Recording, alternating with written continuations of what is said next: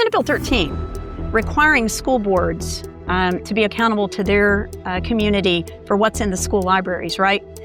That really should never have made its way to the state legislature. If we thought that we had a classroom that had asbestos in it, we wouldn't put the kids back in until we knew it was safe. This material is categorized in the penal code, as harmful material, pornography. It is harmful. It rewires adult brains. Right. It wires children's brains. Ready to roll? Yep. All right. Real Texan. Why should this matter to Real Texans?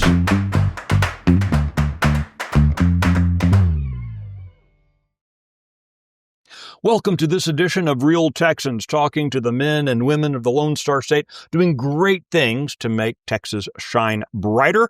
Get to sit down today with my friend Angela Paxton, member of the Texas Senate, which in some ways seems so strange, even now you've been in for several years to say, because, I knew you when you weren't a state senator. You Right. were, a mom, you were an educator, all those things are the bucket I put in. And here you are, a member of the Texas Senate, doing great things in the Texas Senate to make Texas better. Appreciate you doing so. Well, you know what? That's nice for you to say. And, I've said this many times, not in my wildest dreams or darkest nightmares did I ever think I would run for office. And actually, it's kind of interesting. Many of my political relationships predate my run for office. Right. I knew most of these people socially first, but it really made for a really good transition into politics because I had a lot of relationships with people that I already just had a friendly relationship with, and it was across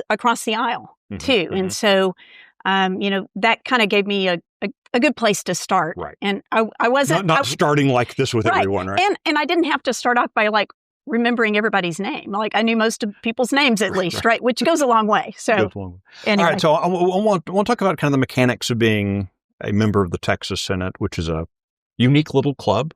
We'll talk about that a little bit, but first I want to talk about Angela Paxton. Your story, your background does not exactly scream, oh, she's going to be one of the most powerful people in Texas one day. You're as a child, your mother put you up as a baby, your mother put you up for adoption. Not a common way to start off in politics. So I want to start there because, kind of where we start often defines where we go. How was being the daughter of adoptive parents, how has that shaped the way you approach public policy? How did it shape your career, which is in education? How did that impact that?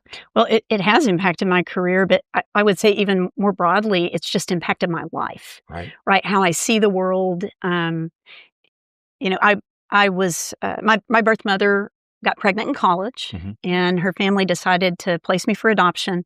So I was immediately with my birth family, which, looking back, a lot of this wasn't really understood at the time, but the brain science around that's really important to help build strong attachment between a baby and the parents, right? And, I have a new grandchild, so I just had number 6. I say, listen how I take credit of that. I had number 6.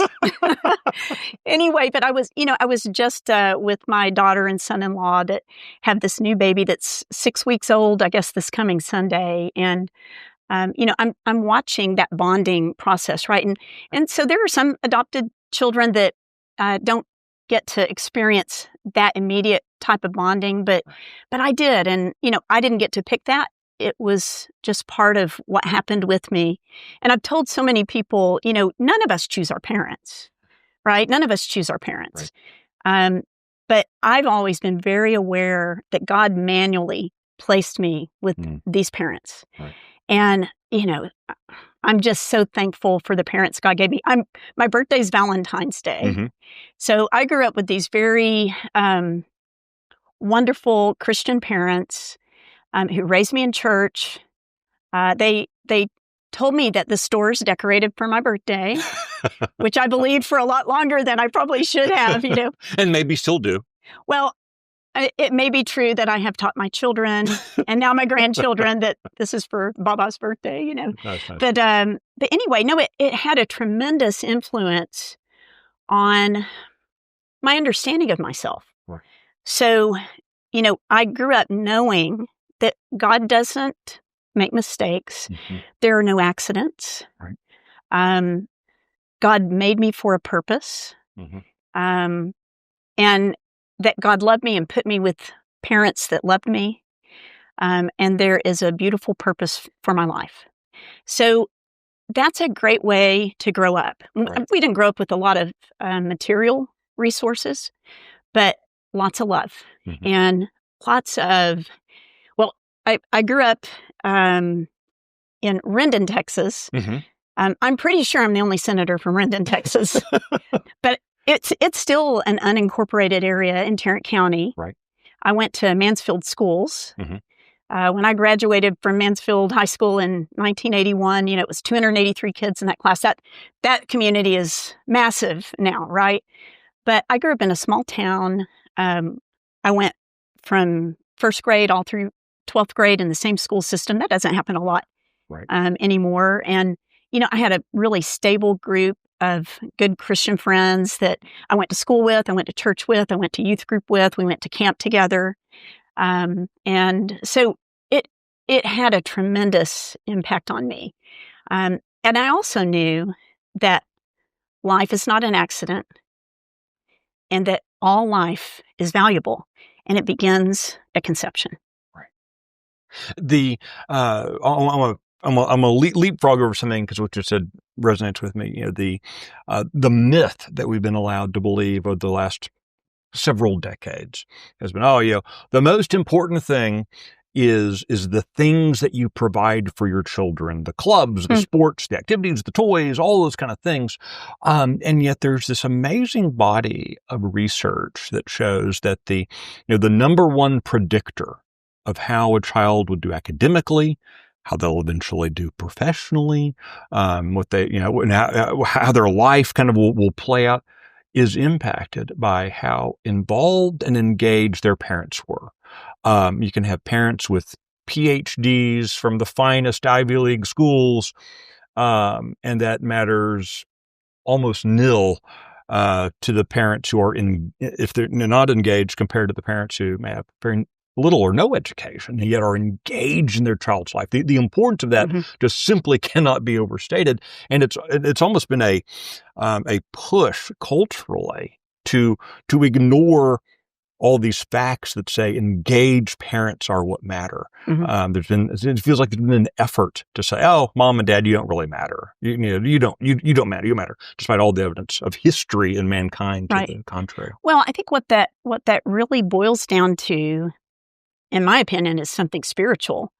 But it's borne out in psychology and brain science as well. And I've referenced it already, that attachment, loving attachment between a parent and a child that is implicit in the relationship. And, we live in a world now where the concept of relationship has really been muddied. Right. You have Facebook friends that you've never met. Right.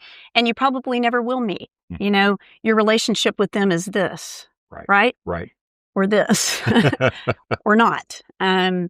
So, the concept, the psychological concept of attachment and bonding is the spiritual relationship, the spiritual concept of relationship.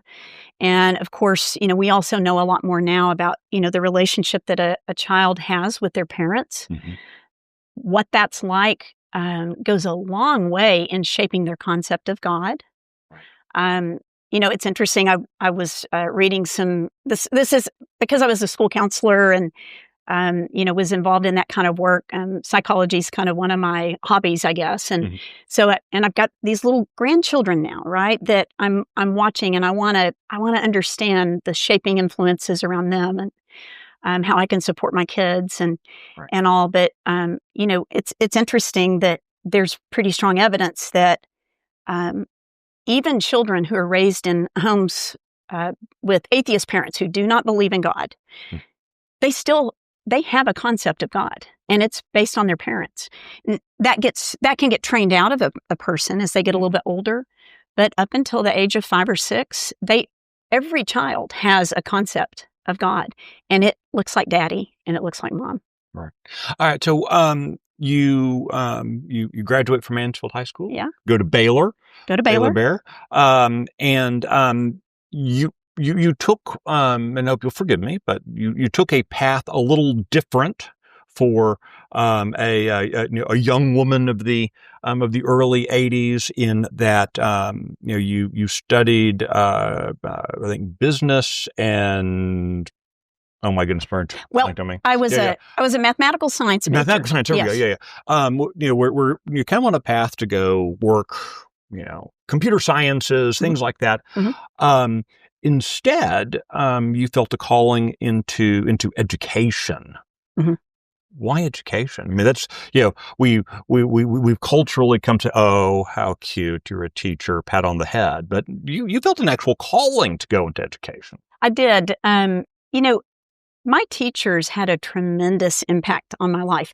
And, I've talked about the impact my parents had on me. I mean, it's unparalleled. But probably other than my parents, I would say that there were a handful of teachers who were the next level of influence in my life. And, and kids need that as they get older. You've got children. You were a child once. I was a child once. Still am. Some would argue. That's right. Yeah. Well, you can't be young forever, but you can always be immature. That's the saying, I guess, right?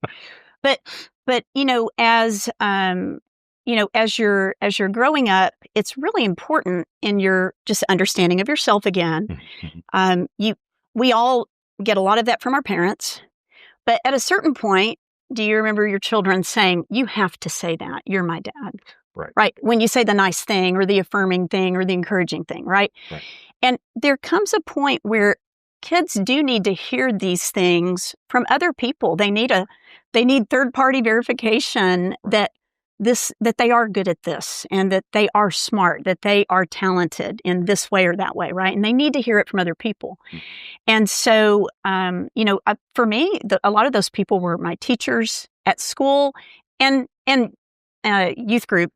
Also, really teachers in different settings, I guess. But so I was really impacted by that. I was the first person in my family to go to college, or graduate from college anyway. I majored in mathematical science, which was a math major with a minor in computer science and then some business kind of thrown in. I was one of only 2 women in that program. Wow. I graduated from Baylor in '85. And, as I was going through that program, though, I fell in love, I got married, and I started thinking about what kind of family life I wanted to have. And we wanted to have children. We had 4 children, and that mattered to me. I wanted to be able to kind of have the same schedule as my kids. Right. So I think those 2 things, wanting to have a schedule more like my children going forward on an ongoing basis, and I loved the subject of math. That was, my mother never could understand that. She's like, "That's something wrong with you," but that was kind of what led to that. And, I appreciated that I had a husband that was supportive of that. So I stayed home with our kids until we homeschooled, actually. It was kind of funny. I had a sister-in-law and my brother were homeschooling their children. And I remember talking to Ken about it, and my husband, and I said, most families have to explain to their families why they're choosing to homeschool. But in our setting, because this had already been set as the standard, it's like we would have to explain why we weren't, right? So, but being a teacher, right, I was like, you know what, I can do this. But I was a high school math teacher. I wasn't an elementary reading teacher. Right. But I found whole different world. It is a whole different world. But you know what? This is the thing. Nobody knows your kids like you. Right. And so you know how to, you know what kinds of things will connect with them. And there are great resources, even more now than there used to be, for homeschooling.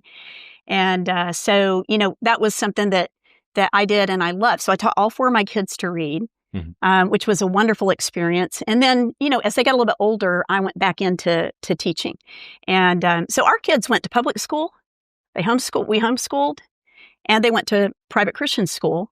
And then I also taught in all of those settings. Well, I was going to say that's the thing about your professional bio that is always amazing. I think one of our earlier conversations, even talking about it, the idea that it feels like a lot of times for educators, there's everyone puts on a jersey. I'm either a religious school teacher, I'm a non-religious private school teacher, I'm a public school teacher, right? And everyone puts on their jersey, and that's what they're going to do. You professionally seem to have taken a little pleasure in not only moving your kids based on what was needing, what they needed, but also yourself professionally different kind of environments. Right. Well, and I think in the work I do now in the Texas Senate. So if I kind of fast forward, I sit on the education committee among others, but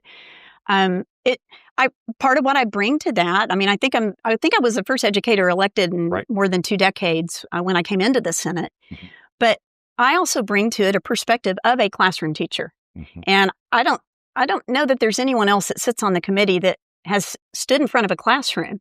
I was a school counselor. I bring that background, and then I also bring a value as a parent and as an educator for multiple modes of giving parents the ability to make choices for what is best for their kids. Part of the reason I went back to teach at the private Christian school that I went to, and our kids actually all graduated from the same private Christian school up in Frisco, Legacy Christian Academy, and I was there for many years. I taught math there for a while, and then I moved into a guidance counselor position to help the kids who had math PTSD from being in my class, probably. But one of the things that was really valuable about that on the committee, though, was just having that perspective. But I went back to teach partly because it helped us pay for it. Right. We couldn't have afforded 4 kids. And so for the first several years until our son, the oldest one, graduated, I paid to work there. Right. So my salary all got applied to their tuition bill, and then I still wrote a check. And but there was a way for us to do that. A lot of families don't have that opportunity, right? They don't have, they don't have a job that they can apply to the bill like I did, and their income is not sufficient to do that. And many times people don't just have 1 kid; they've got 2 or 3 and or more. And so I'm excited about kind of where we're going as a state to give that opportunity to more families as well. Okay, so I'll kind of shift gears slightly here.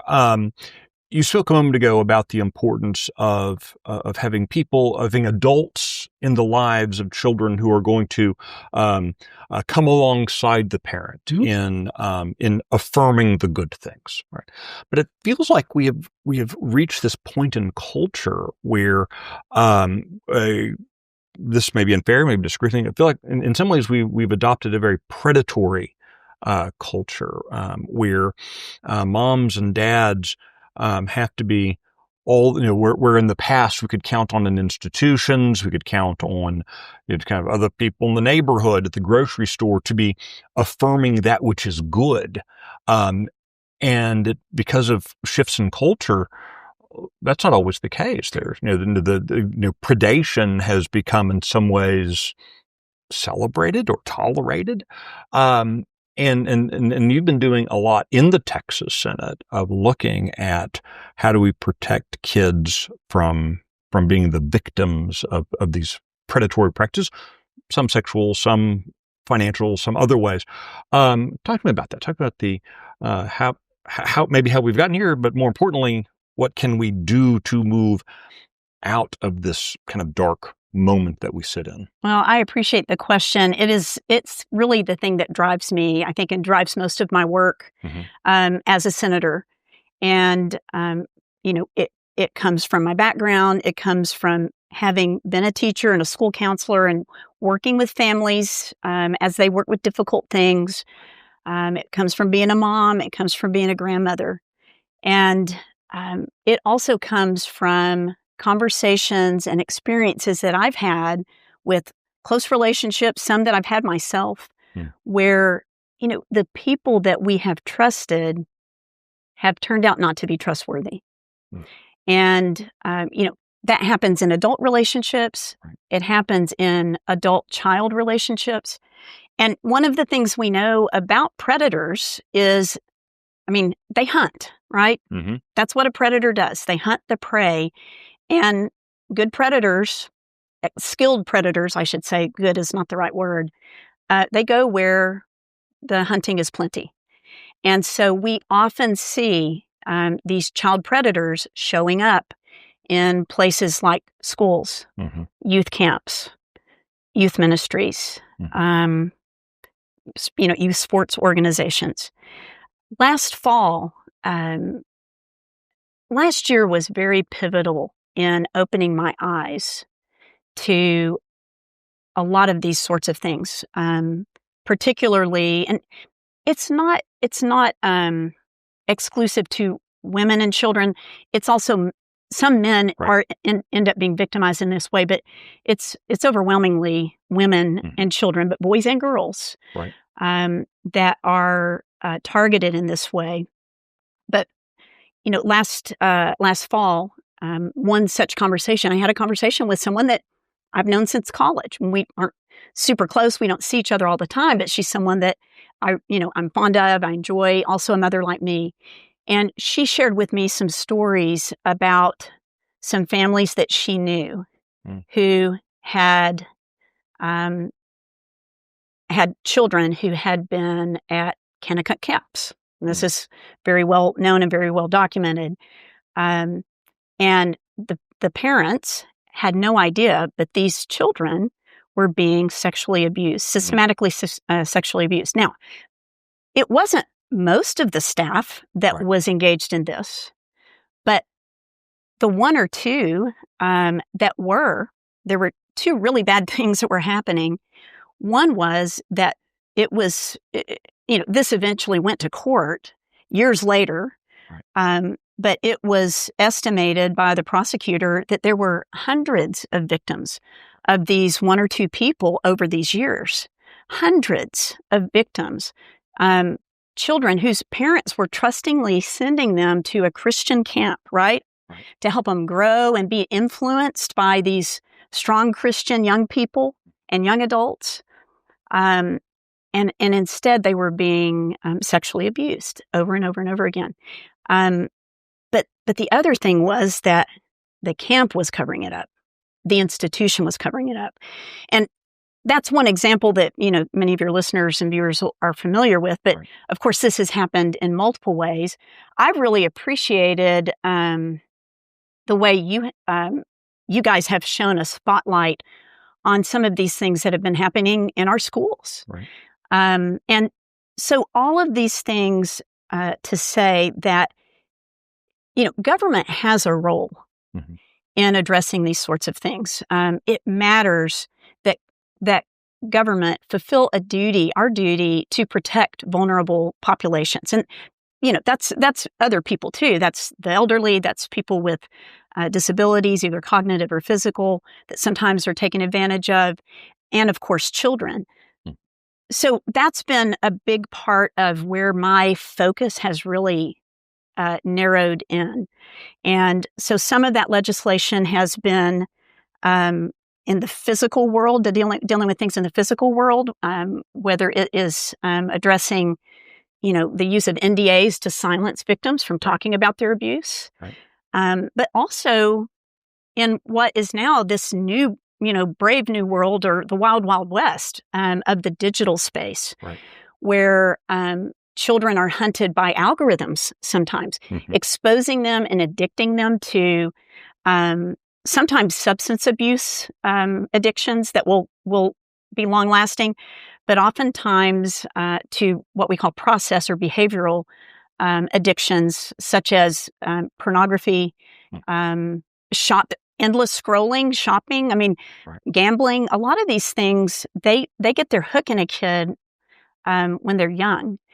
And, if you step back a little bit, and this is what really started happening for me in the last couple of years as I focused on what was happening to children and why is this happening. There are a lot of reasons, but in the digital space, a lot of it has to do with money. People make money from this. Even in the camp, if you think about the situation with Kanakuk camps, they had a financial incentive to cover up the abuse, to protect the future of the revenue stream, with this very popular camp. And it feels like a lot of times we as adults will play this math game, right? Where we will say, "Oh, well, it's a couple of bad actors affected a few kids. And that's very sad, but most kids come out fine. Most, and we play this game as if somehow it's acceptable that one person was harmed. If someone came and dropped some poison in my glass of water, I'm not going to say, well, most of that is water, so I'm going to drink it. I'm not going to do that. No sane person does it. But yet we allow that with children. It's the same thing that kind of plays, yeah, this particular school is failing. And as adults, we can see that in 10 years, it might be better. Well, but they're kids who are not getting a good education right now. Right. We forget these are individual human beings made in the image of God who have value and worth, and we're kind of shoving them off to the side because they're a statistic rather than a human being. Yeah. Well, when air travel is considered one of the safest ways to travel, right? Right. But we all also acknowledge when a plane goes down and 300 people die, it is unacceptable. Right. And the statistics are only part of the story. Right. So yeah, it should be completely unacceptable to us as a society for a child to be harmed, and in any sort of way. What's been exciting, some of the legislation you push, and once the session's over, the numbers go poof out of my head. But legislation that you pushed this last session, dealing with kind of empowering parents around dealing with explicit content in libraries, right? And it again, it's kind of one of those things you and I were talking beforehand about the idea before we started, the idea that in the past I could just I could easily offload my parenting. That's kind of the cultural context of you're kind of we all share some of this responsibility, but yet people taking advantage of that. And what's interesting about the approach you've been taking, your colleagues been taking, is rather than just this, we're going to empower the attorney general or the comptroller or the commissioner of education or someone to come in and write in like the cavalry to fix the problem. No, we're going to empower the parent to take care of the problem. And that's an important cultural shift, isn't it? It really is. And from a policy standpoint, and you've kind of alluded to this, there is the current collateral damage that's happening when something goes wrong, right? But there's also a future impact. And so we have to be thinking about both of those things from a policy perspective. But parents also have to think about both of those things. And I think not in a reactive way, but in a proactive way. And so one of the reasons it's so important that parents are involved in these issues that affect their kids every day, and is the reason for why we actually built parental engagement into some of the legislation, is because parents, again, they know their kid best. They're the ones that are going to see the red flags and just notice something's kind of off, right? And have the ability to really take action on that and have the natural care for that, right?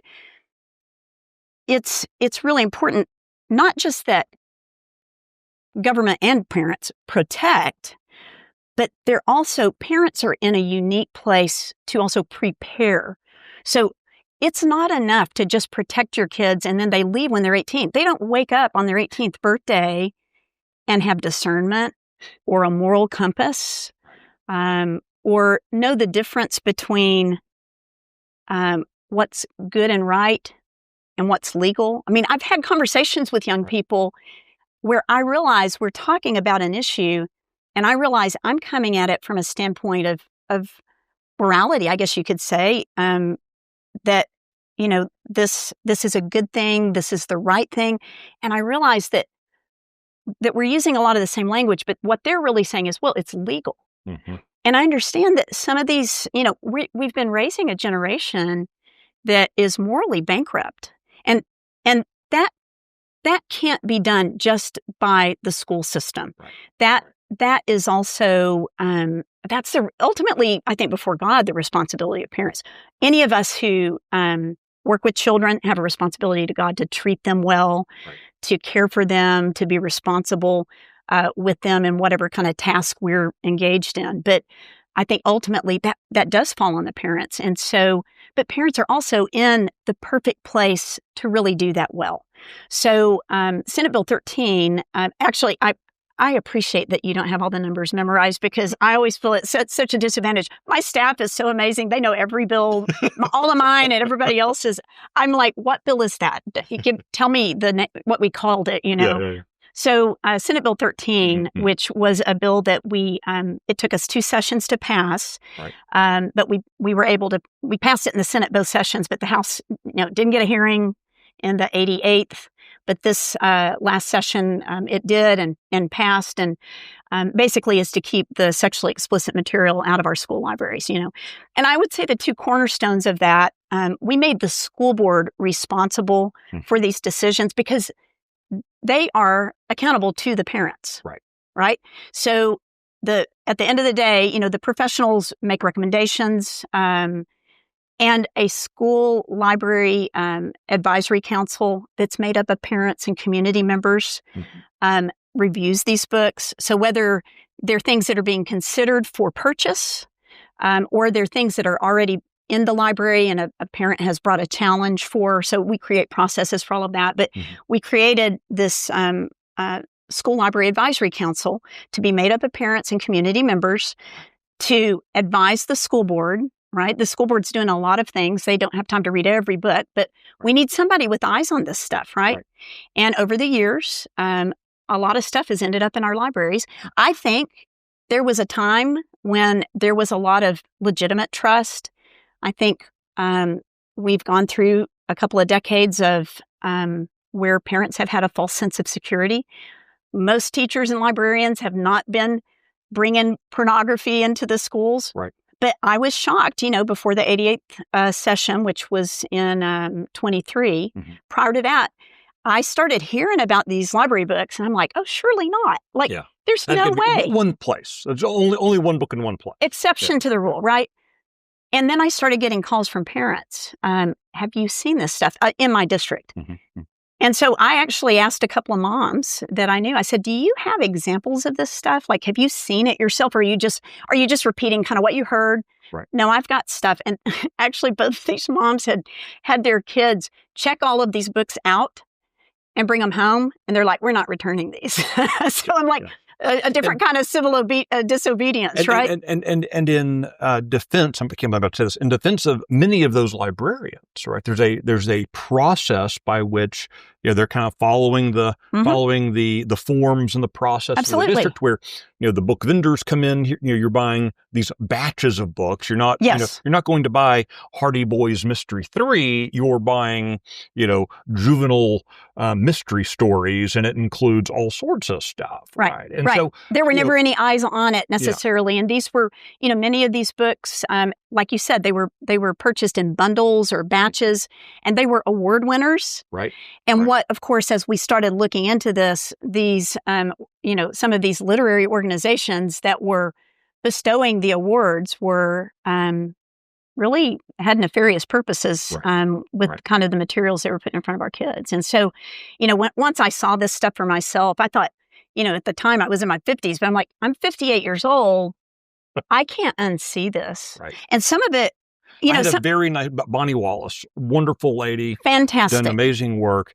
First time I ever met her, she said, "Mr. Sullivan, I'd like to show you something." I'm like, "Oh, I'm gonna," she's going to show me something about some tax rate. Oh no, what she showed me, like, I'm a grown-up man with 3 children, That's right. and I feel like I need to call my mama and apologize. Well, I just That's right. in my eyes, right? That's right. And horrible stuff. And she said, "Oh, by the way, this is in our school library down the street," and it just knocked me over. I couldn't believe it. Well, and then the thing that was, as if that's not disturbing enough, right? That this kind of material was in school libraries.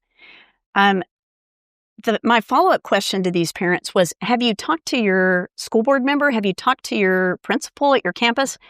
And the reason they were coming to me was yes. And they just dismissed me, right?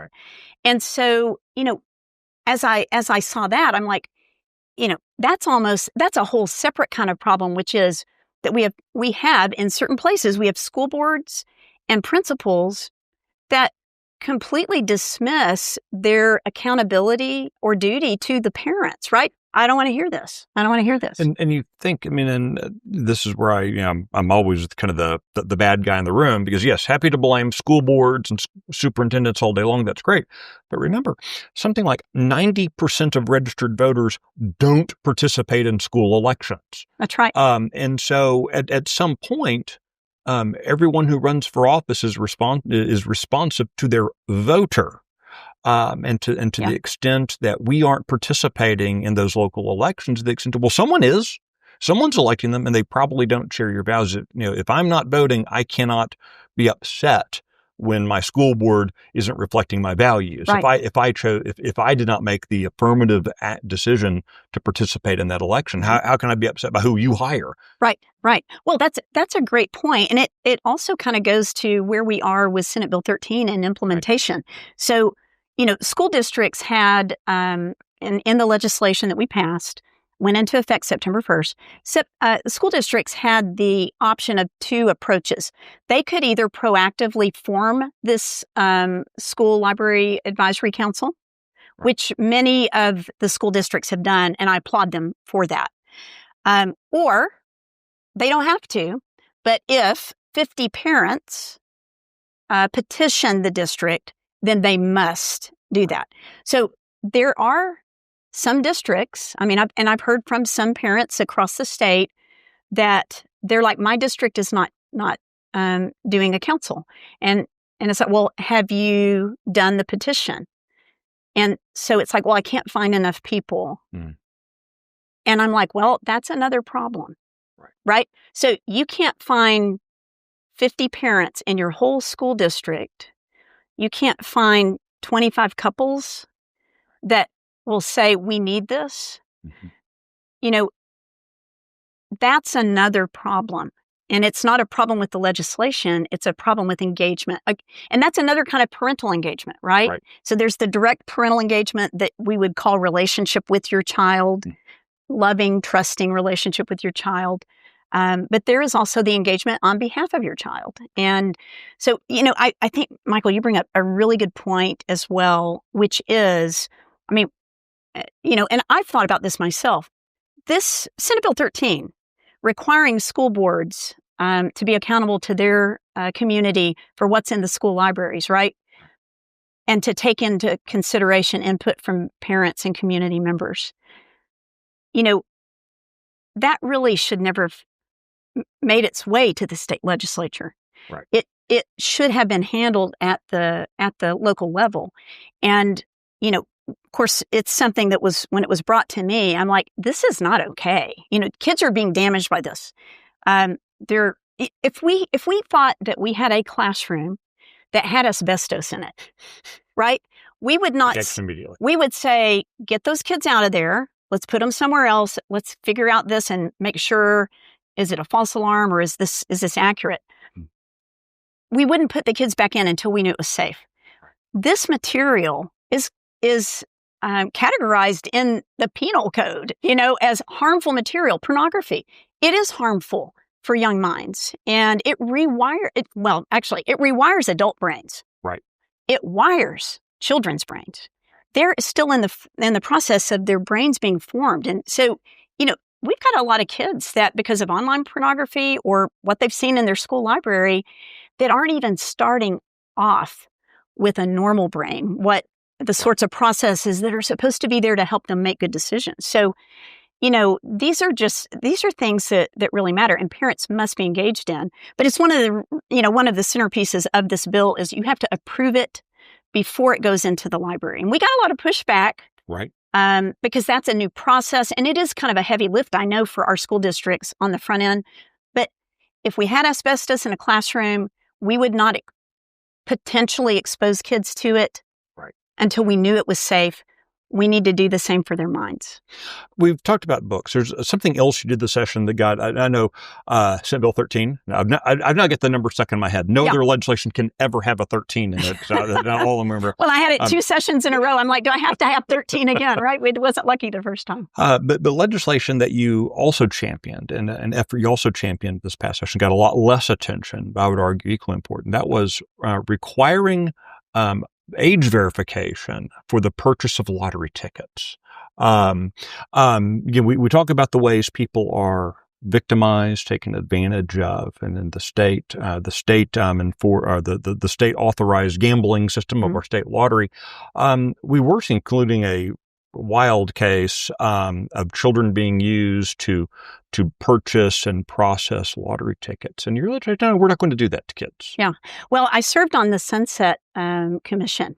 And so the Lottery Commission, all of the stuff that, eventually kind of the bubble was burst about the Lottery Commission, and a lot of the credit for that goes to my wonderful colleague and my next door neighbor on the Senate floor, Bob Hall, who has been, he's been kind of hound dogging this stuff for quite some time, and he really has been a champion on it. But his tenacity really came through, and finally, this commission, the Lottery Commission was before Sunset. So for folks that may or may not know what Sunset is, in Texas, we have one of the most effective, I think, Sunset processes in the country. So the Sunset process is that sometimes we will create an agency or commission or something like that, and every 10 years or so, that commission comes under review to see, do we still need this or not?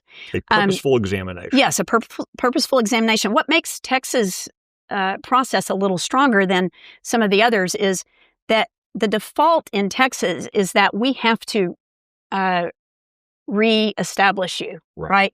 We have to renew your purpose for living. So when you come before Sunset, you are coming with a death sentence unless we remove it. Okay. In most states, you're going to automatically by default be renewed unless they don't renew you. Right. So we usually get pretty good responsiveness when we make suggestions to these agencies and commissions because their future existence depends on them being compliant with what we ask them to do. A lot came out during the sessions with the Lottery Commission. And I won't even go into all of that. I hope you have had Bob on to talk about all of that because it has a lot of tentacles. But one of the things that kind of jumped out to me, I mean, it is not legal to sell a lottery ticket to a minor. And yet what we realized was that there were minors buying lottery tickets, whether for themselves or, maybe they're on behalf of someone else, right? Whatever the case, but their age wasn't being verified. And that didn't really make sense to me because many of these sales happen in convenience stores where they already sell alcohol and tobacco. They're already doing that. And so we really just kind of aligned that, and we made the recommendation in Sunset, but it actually eventually was implemented in the lottery bill that we passed that moved the lottery under TDLR. But that now is the case. They have to check the ID to sell a lottery ticket now. So it's just another way of making a common sense extension that we already know works fairly well. It doesn't fix everything, but it's a safeguard for kids. You talked so many ago about things that are legal but not necessarily good, and that as kind of talking about the lottery hit in my head about the idea that we have a lot of our universities in the country. I'm not sure many are in Texas yet.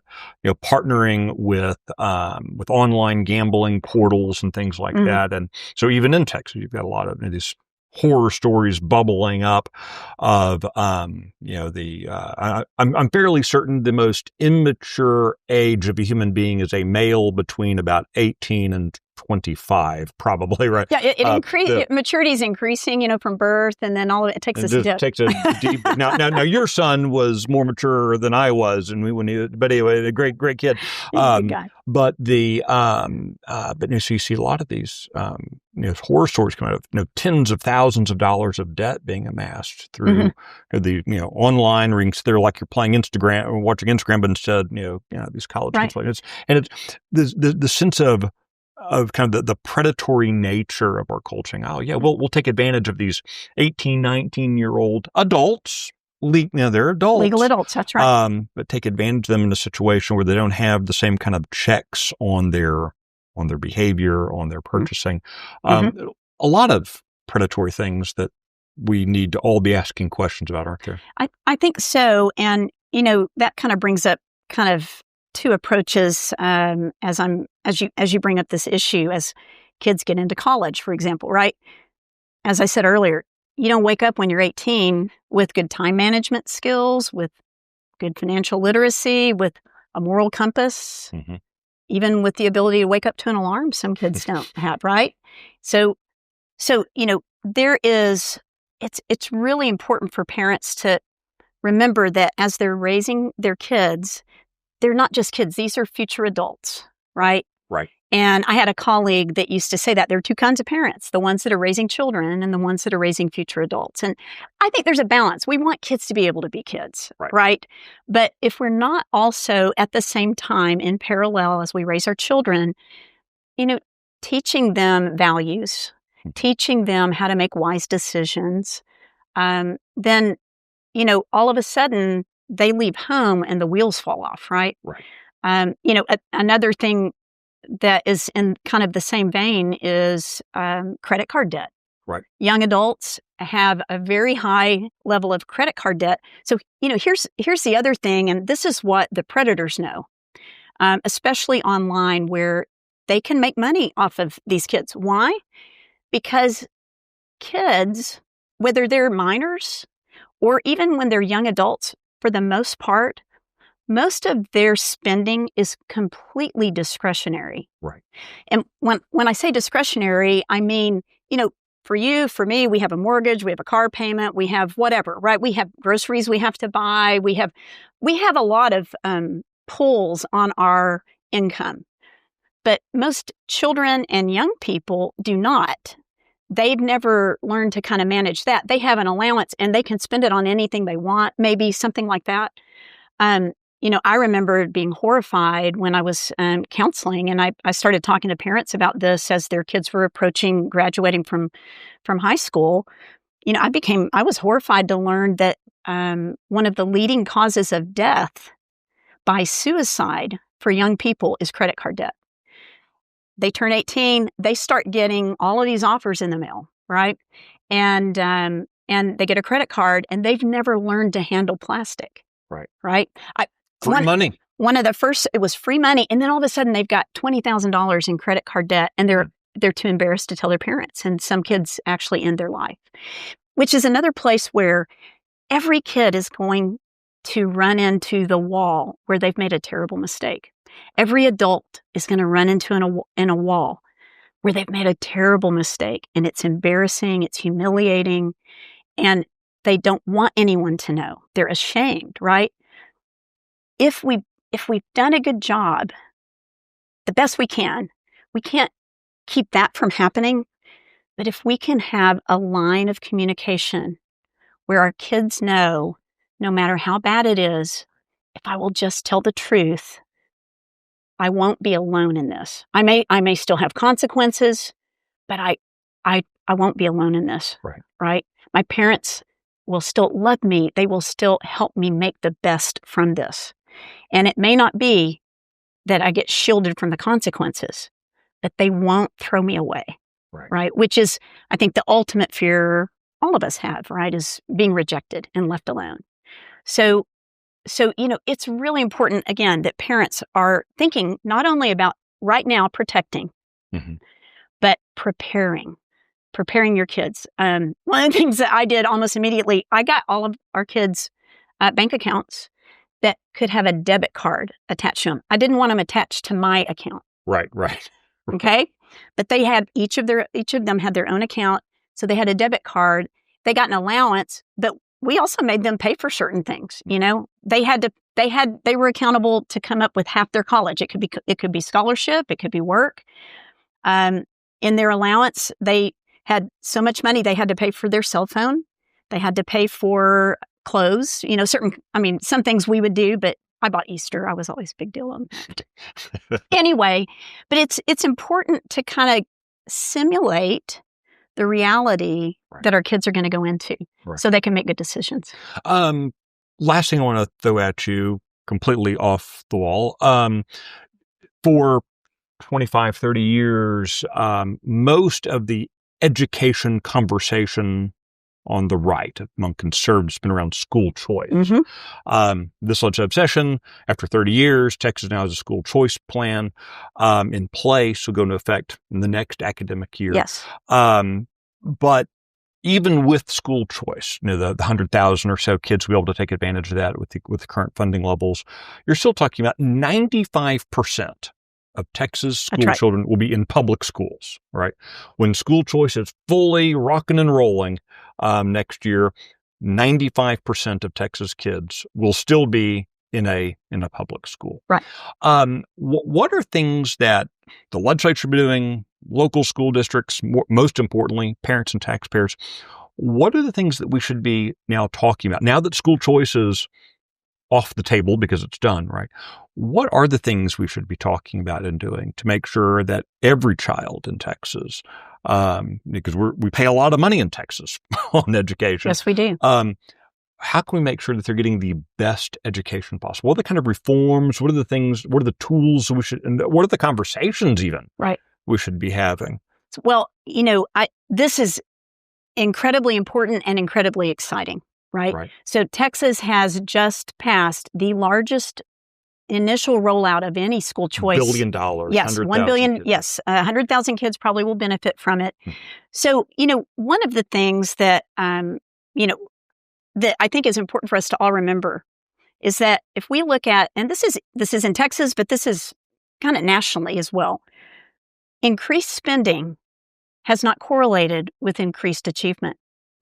Over the last 10 years, our spending on K through 12 education in Texas has increased by 48%. Third grade reading has dropped 5 points on the NAEP, which is kind of a national standard measurement. And eighth grade math, and if you don't mind me math nerding for a second, eighth grade math matters because that's algebra ready. Right. Okay. So eighth grade math has dropped by 18 points. Achievement. 48% increase in dollars. Okay. Now, inflation has been in that, but still the delta is more money, less achievement. Okay. I want to go back to something we've already talked about multiple times, which is academic success. The magic, the secret sauce for academic success is great teachers plus engaged parents. Right. So if we can get our head around the idea that the reality is more money does not correlate with necessarily correlate with increased achievement, then we have to think about what does. Great teachers and engaged parents.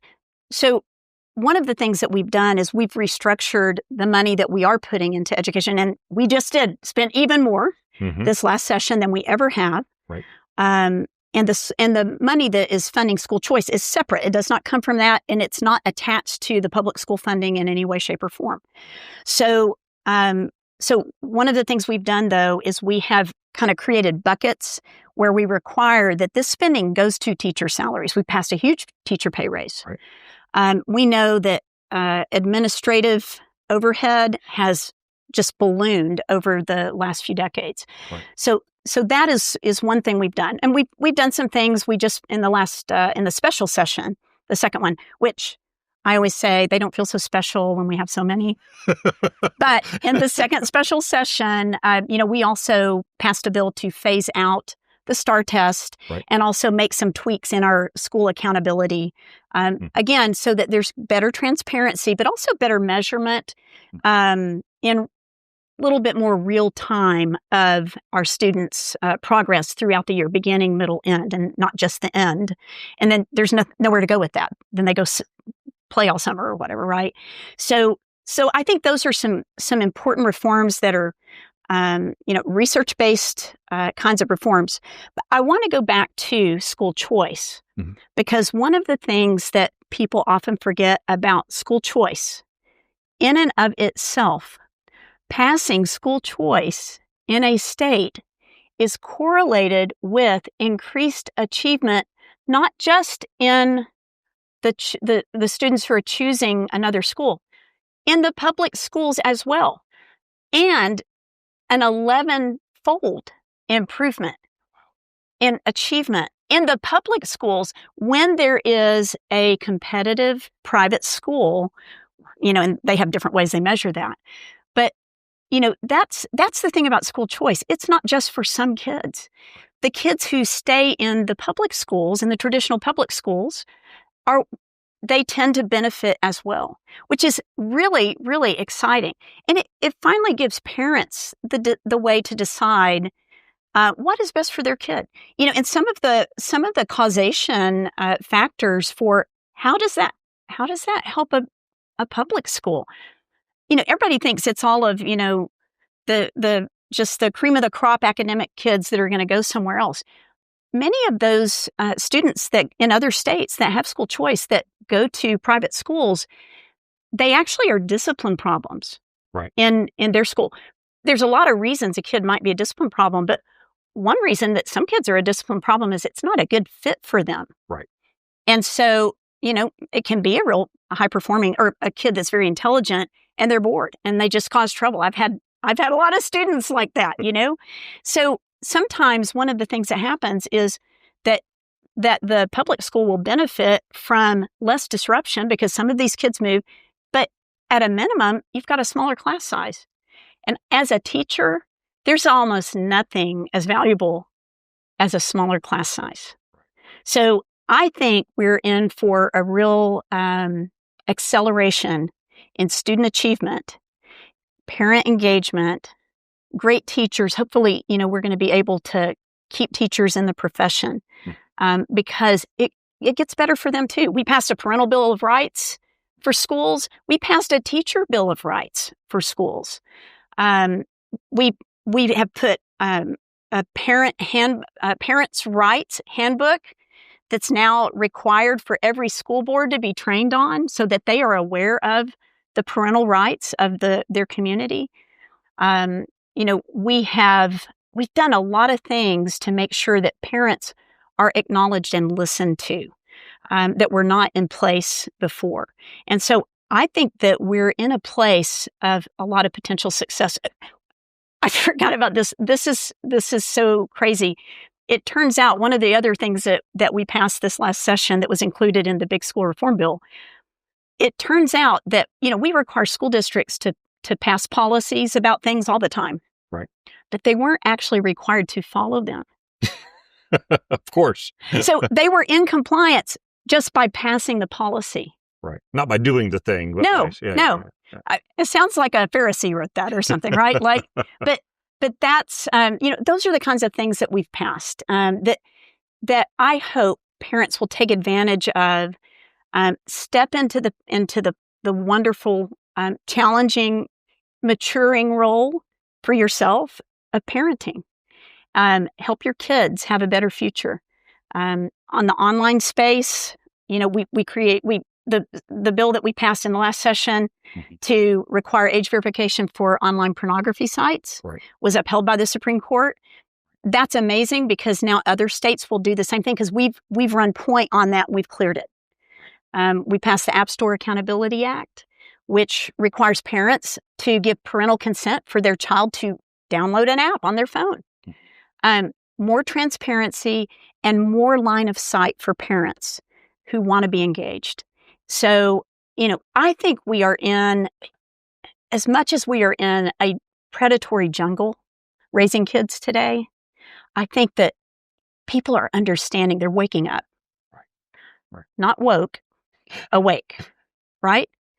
And all of that, I hope, in my work in the Senate, and as a mom and a grandmother, I hope all of that can translate into keeping our future free. And when I say future, I mean our kids. Angela Paxton, mom, grandmother, state senator, thank you for your time. Thank you. Appreciate it. And thank you for joining this edition of Real Texans.